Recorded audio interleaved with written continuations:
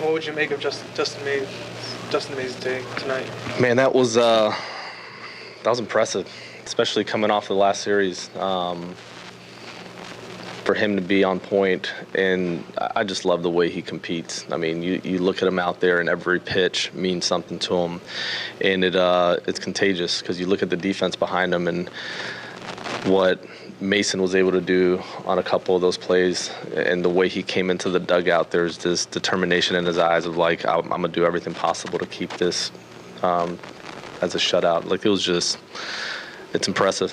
That was a hell of an outing. Even in the innings where he's striking out the side, what do you make of the efficiency for him to be able to have what left in the tank? He had everything working, man. He was effective, efficient. He was just filling up the zone. He had some really defensive swings on that cutter, but he knew he was on point, and it showed.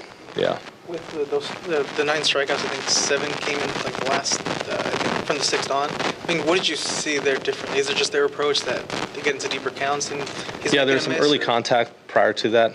He was getting himself in good counts, but they were making contact early. He said after the 4th, he felt like he settled in and had everything working, and it showed. Yeah. Oh, considering just the last couple of years for Dustin before he came here, what do you think the significance of him pitching his first complete game is, just with all the health stuff and everything, for him to pitch as well as he has this year, but also just a complete game? It means a lot, and he'll speak to it, but we placed a bet on if this guy was healthy and coming out of everything that he's had over the last couple of years and got back to his fighting weight, had a real off season, and got after it the way we know he's capable of. He can do some pretty impressive things, and he's done exactly that. So to have his story and be able to pitch the way he did tonight is awesome to see. Yeah. For him to close out that 9th, I mean, is that conversation pretty quick between you guys? It was. I checked in with him just to make sure he had enough in the tank. It was a 3-second conversation, but man, when you're feeding off of the outing, it's a Monday night. This place the energy was awesome, and I appreciate it. I can tell you our players appreciate it. The place was fun to play in, and you have the tarps off section. I mean, by the 9th inning, that place was packed out, so you feed off of all of that. I asked him if he had enough in the tank.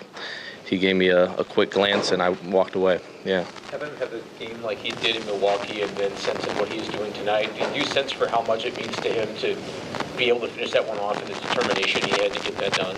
Yeah, and that's when I say competitive nature and just what he brings to the table, like that's what he's about. Like he brings that every time, and there's times where your outing doesn't go the way you'd want it to, but like I just love how purposeful he is behind every pitch and every out.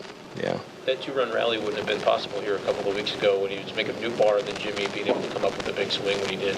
Yeah, when you look at the revamp of that lineup, there's real possibilities down there, man. You get some really good at bats. Jimmy being able to drive in 2 there, going backside double was a big part of that, and then Burley getting 1 later on was awesome. But 1 through 9, there's not a whole lot of holes in that lineup. You made reference to it, but Mason making that throw to keep it scoreless in the 7th, just how key was that to what May was able to do? I mean, the sliding grab by Newt, and then you get the sliding grab in the 6th hole by Mason, and then completing the double play the way he did. Pretty game-changing plays. He's a dynamic shortstop, man. What he's been able to do defensively is awesome. Yeah. Ollie, with Dustin, is there anything different that you're seeing from him right now versus in the start of the year? No, I think you're referencing his first 2 outings. Everyone has crappy outings. You sprinkle those in throughout the course of the year. It's 162. It's a long season. So it just happened to be that he started with 2 of them back-to-back. And, early on, when there's not a whole lot going on or anything else we tend to overreact. But it's 2 outings. After that, he's been really good. Yeah. Just from the kind of your seat in the dugout, can you get a sense of what he was bidding or kind of what he was flirting with there? The perfect game bid in the no. Say it again. I said just kind of from your seat in the dugout, were you able to kind of sense that? Or are you paying attention to that too, of just kind of what's Am I paying attention to the fact that nobody's reached base?